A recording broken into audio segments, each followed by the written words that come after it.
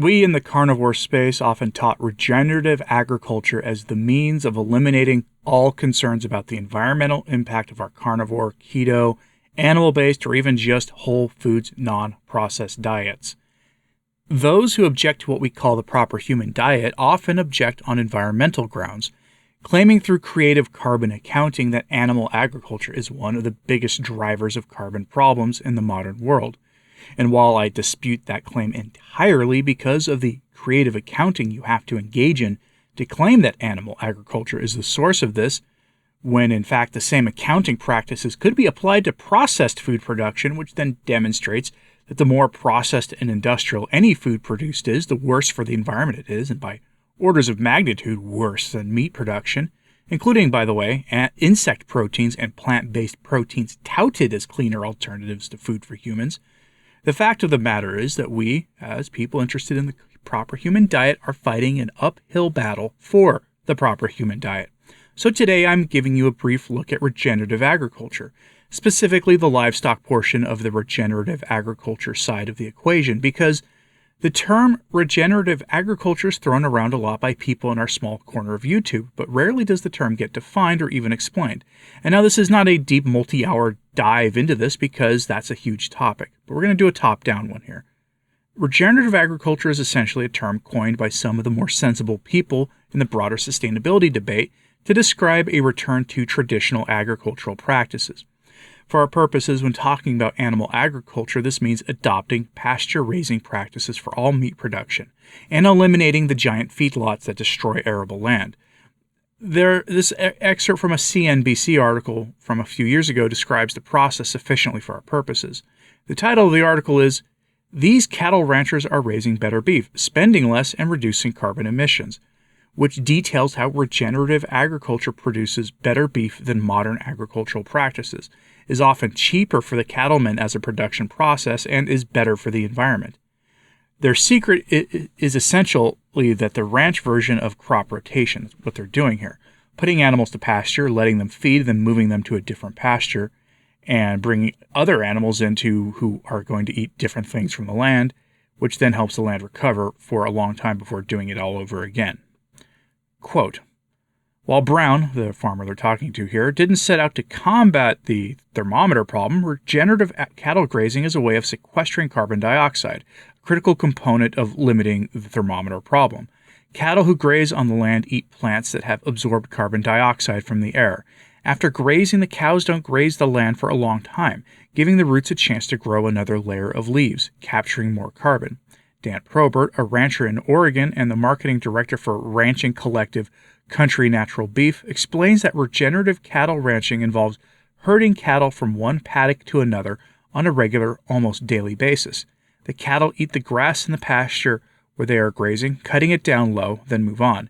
Each paddock they cut down has a significant portion of time to rest and restore so it can grow back. Those cattle are bunched, they're kept pretty densely herded, and then they're moved sometimes twice in one day. And then that land is left to rest and recover for a full year before the animals are back, Probert told CNBC.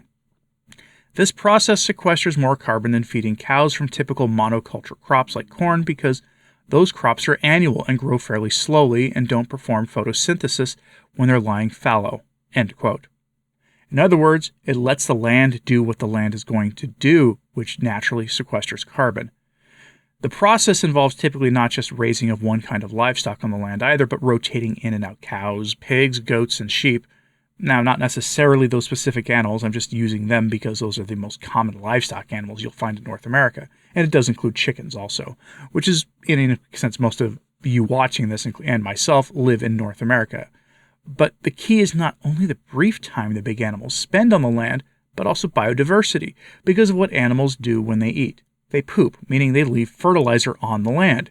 Too much of one kind, of course, is bad, and really too much of even a variety can be bad, but the practice, when properly done, can enrich the soil, regenerating the land, which often needs regenerating because monocrop agriculture decimates topsoil. Again, we hear of topsoil erosion and the loss of fertile farmland all the time, and it's because in the modern world, big industrial agriculture organizations produce one or maybe two crops on the land over and over again, using chemical fertilizers to do it, many of which are toxic to be around, and the land gets more productive, requiring more and more chemicals to make work. That's not to mention the cost in animal and insect lives that happens when you just basically treat farmland like, the Argonne in World War I, or some other battlefield from that conflict, hitting it with the farming equivalent of Agent Orange pretty regularly. The land gets tired and needs not only a break, but it needs healing, and regenerative agricultural practices of all kinds can facilitate this healing. The role of animal agriculture in this is but one step, and it has positive impacts on carbon if you're worried about carbon release. But the thing is, not everyone is, of course, sold on this. There have been a lot of very sketchy studies funded by plant-based groups and by big industrial agriculture groups and by other activist groups who really want you to know that this is all just traditional agriculture and that it doesn't do anything. They're wrong, but other than that, it is traditional agriculture, but it does do something.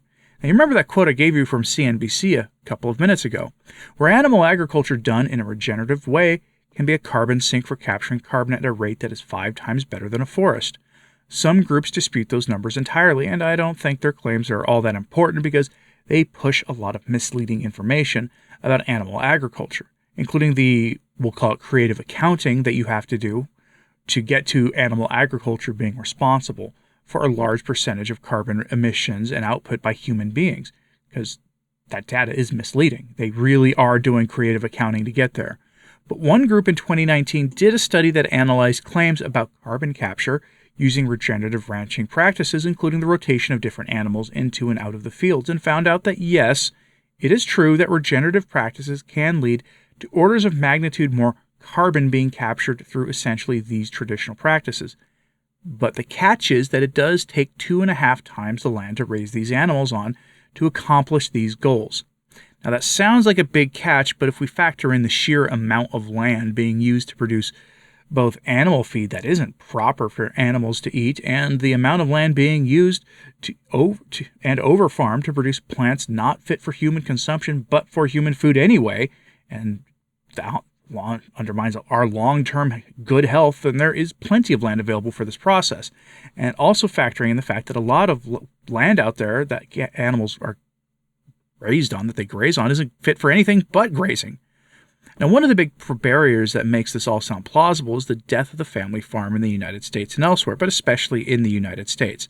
Now, while most farms are on paper family farms, the leasing practices and contracting agreements with big ag companies and with the big companies that produce the heavy equipment and the fertilizer and the seed companies makes the claims that most farms in the U.S. are family farms, puts it into kind of a not pleasant light. The role of these companies in agriculture is one of the biggest obstacles to healthy farmland, healthy food production, and yes, a healthy and clean environment. And there are whole documentaries available for free here on YouTube showing these companies and how they put the family farm at risk and the entire food and broader ecosystem in jeopardy in the name of producing greater and greater amounts of dubious crops like soy, cottonseed, and other crops that aren't human food in the slightest and aren't part of a proper human or even cattle diet. Can you imagine what would happen, the amount of land we would free up if we got rid of all the seed oils that make the top dirty list of seed oils that we talk about here? Now, that land could be made available for the broader processes of regenerative agriculture, including regenerative livestock production that would both heal the land and allow for better quality meat production that also is carbon neutral. But the powers that shouldn't be aren't interested in that. What they're interested in is getting you to eat industrial slop that they call plant-based food. Now, what do you think about this topic? Now, should I dive into it more deeply? Something I'd love to do would be to start doing the occasional interview on this channel. Almost everybody else does them anyway. I'd like to do it too. Is there someone from the regenerative agriculture world I should interview? Let me know in the comments who you'd like to see. Please like and subscribe if you haven't. It does help. As to sharing this on social media, that helps a lot too. I'm Anthony Stine, the Practical Carnivore. Thanks for tuning in today.